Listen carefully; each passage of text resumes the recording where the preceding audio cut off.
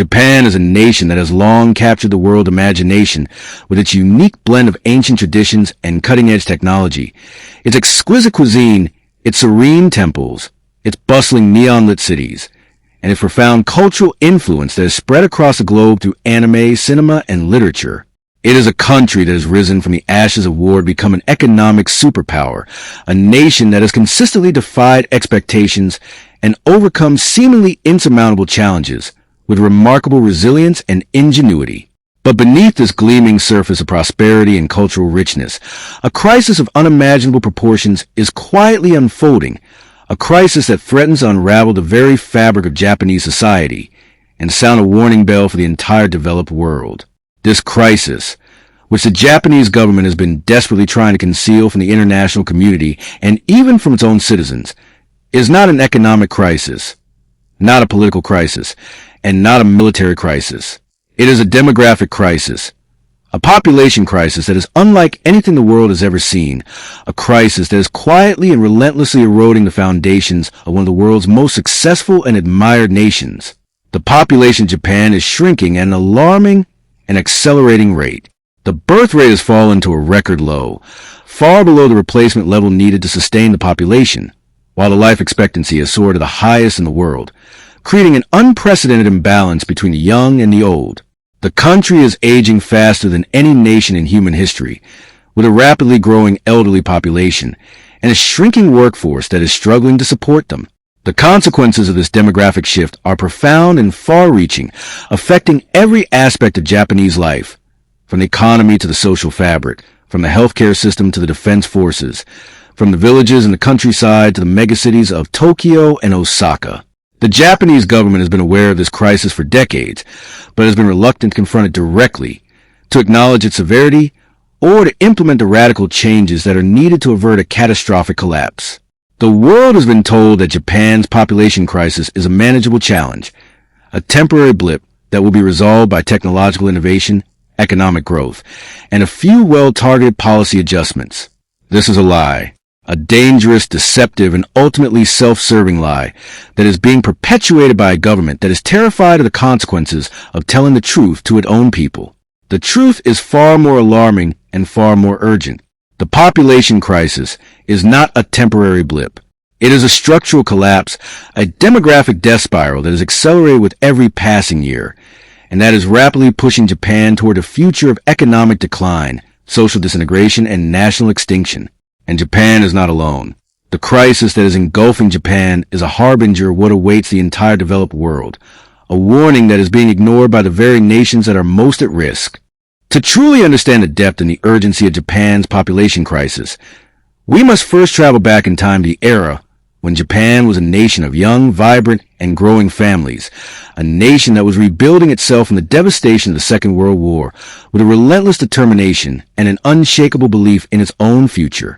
The post-war period, from the 1950s to the 1970s, was a time of extraordinary demographic expansion, a period when the Japanese birth rate was high, the life expectancy was rising, and the population was growing at a rapid and sustainable pace.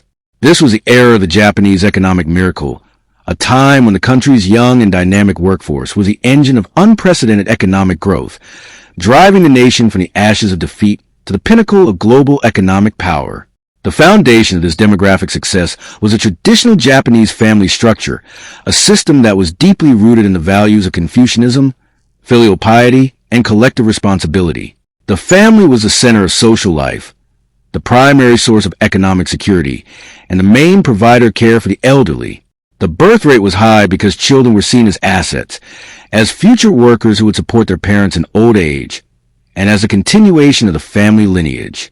The marriage rate was high because marriage was seen as a social obligation, a duty to the family and to the community. And the divorce rate was low because the stigma of divorce was strong and the social safety net was weak. But the seeds of the current crisis were already being sown in the 1970s, as Japan's economy matured and its society began to transform. The rise of the dual-income household, as more and more women entered the workforce, was a positive development for gender equality, but also created a fundamental conflict between work and family, a conflict that made it increasingly difficult for women to have children. The soaring cost of living, particularly in the major cities, made it financially challenging for young couples to afford the expenses of raising a family. The long working hours and the demanding corporate culture left little time for parenting or for social life, creating a culture of overwork that was inimical to family formation. The decline in the birth rate that began in the 1970s was initially a gradual and largely unnoticed trend, a slow drift away from the high fertility of the post-war era that was seen as a natural consequence of economic development. But by the 1990s, the trend had become a crisis. The birth rate had fallen below the replacement level. The population was beginning to decline, and the aging of the population was accelerating at an alarming rate. The Japanese government, which had been largely indifferent to the demographic trend, suddenly realized that it had a major problem on its hands, a problem that required immediate and decisive action. But the government was slow to respond, constrained by a deeply conservative political culture that was unwilling to confront the root causes of the crisis, and a bureaucracy that was more interested in maintaining the status quo than in implementing radical reforms. The world before the crisis was a world where Japan was a youthful, dynamic, and growing nation, a world where the traditional family structure provided a stable foundation for social and economic life. The world after the crisis is a world of rapid decline, a world where the young are disappearing, the old are growing, and the future is uncertain. The hidden power of Japan's population crisis lies not just in the numbers, but in the deeply entrenched social, cultural, and economic structures that are preventing the country from addressing it effectively. The crisis is not simply a matter of demographics. It is a crisis of culture, a crisis of political will, and a crisis of imagination. The Japanese people are trapped in a system that is designed to maintain the status quo, a system that is deeply resistant to change, and a system that is failing to adapt to the new realities of a rapidly aging and shrinking population. The first hidden layer is the culture of overwork. Japanese workers put in some of the longest hours in the developed world, with many employees working more than 60 hours a week, sacrificing their health, their family life, and their personal well-being for the sake of their careers. The corporate culture is relentlessly demanding, and the pressure to conform is immense, making it almost impossible for workers to take time off for parenting, for family leave, or for personal development. The culture of overwork is a primary driver of the low birth rate, as it makes it difficult for young couples to find the time and the energy to have children, and it creates a hostile environment for women who want to pursue both a career and a family. The second hidden layer is the low status of women in Japanese society. Despite significant progress in recent decades, Japan still has one of the lowest rates of female labor force participation and one of the largest gender pay gaps in the developed world. Women are often expected to choose between career and family, and the traditional expectation that women will leave the workforce after having children is still deeply ingrained in the culture. The lack of affordable childcare, the limited availability of parental leave, and the stigma associated with working mothers all contribute to a hostile environment for women who want to have children. The low status of women is a primary driver of the low birth rate, as it makes it difficult for women to combine motherhood with a fulfilling and successful career. The third hidden layer is the immigration policy. Japan has one of the most restrictive immigration policies in the developed world, making it extremely difficult for foreigners to enter the country and to settle permanently. The government has been reluctant to embrace immigration, citing concerns about cultural homogeneity, social cohesion, and national security.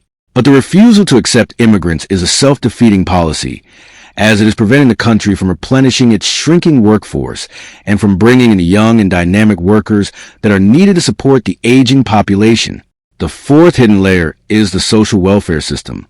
The Japanese social welfare system is designed to support the elderly, but it is also a burden on the working-age population, who are required to contribute a significant portion of their income to support the growing number of pensioners. The system is becoming increasingly unsustainable, as the ratio of workers to retirees continues to decline, and it is creating a growing sense of resentment and despair among the young, who feel that they are being asked to sacrifice their own futures for the sake of the elderly. The hidden power of the crisis is not just the demographic numbers. It is the power of these numbers to expose the deep structural flaws in Japanese society and to force the nation to confront the difficult choices that it has been avoiding for decades. The impact of Japan's population crisis is not confined to the Japanese archipelago.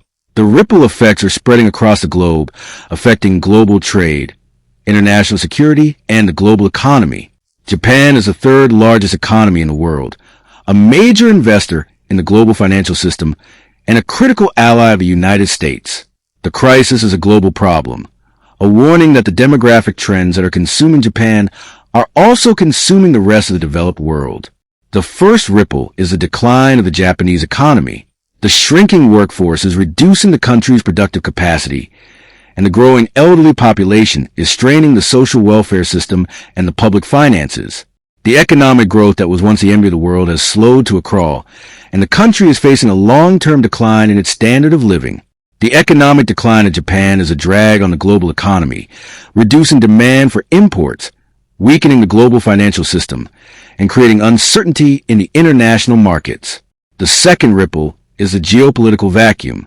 As Japan's economy declines and its population ages, its ability to project power and to influence global affairs is also declining. The country is becoming less confident, less assertive, and less willing to take risks on the international stage.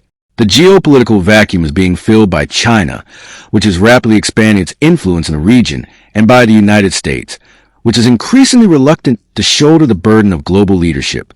The third ripple is the impact on the global social security system. Japan's experience is a warning for the rest of the world, as many countries are facing similar demographic trends. The struggle to support a growing elderly population is a global challenge, and Japan's failures and successes will provide valuable lessons for other countries that are confronting the same issues. The world is watching Japan closely, and the policies that the country adopts will have a profound impact on the future of the global social welfare system. The fourth ripple is the impact on the global culture. Japan has been a major exporter of culture, from anime to cuisine to fashion, but the demographic decline is reducing the country's cultural vitality. The younger generation is smaller, and the cultural output is declining. The global culture is becoming less diverse, as the voices of the older, shrinking nations are being marginalized. The global ripple of Japan's population crisis is spreading, and the world is only beginning to understand the full implications.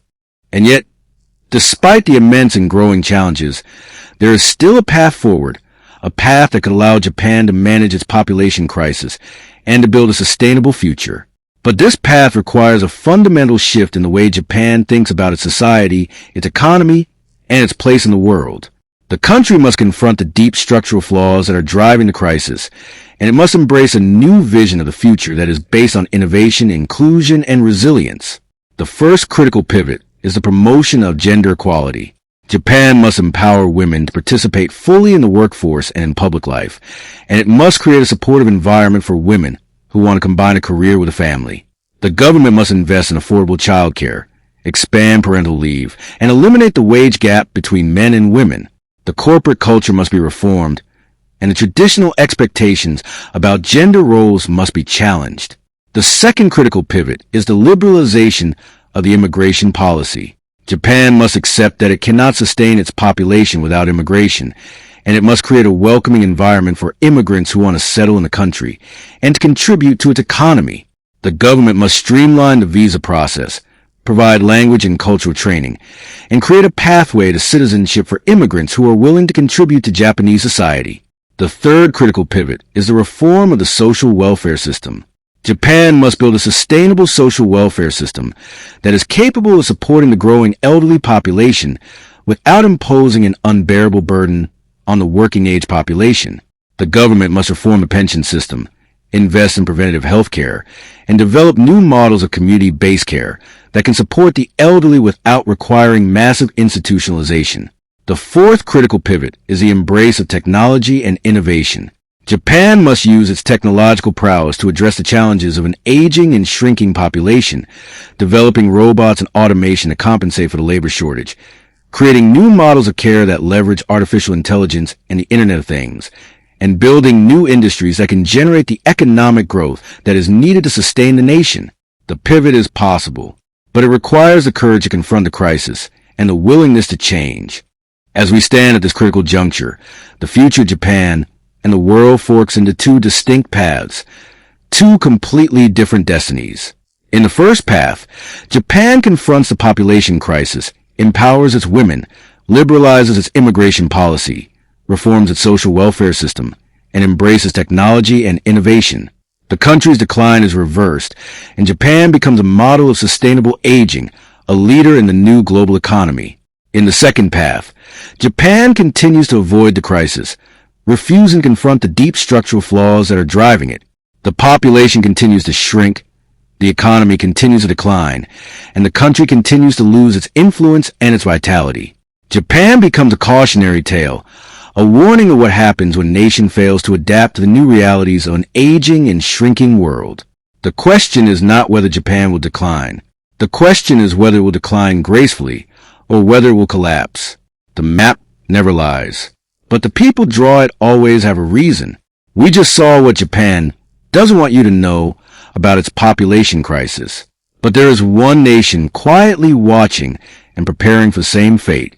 That is the next journey. Which future do you believe? Comment Future 1 or Future 2. And subscribe to Atlas Beyond so you never miss the next journey.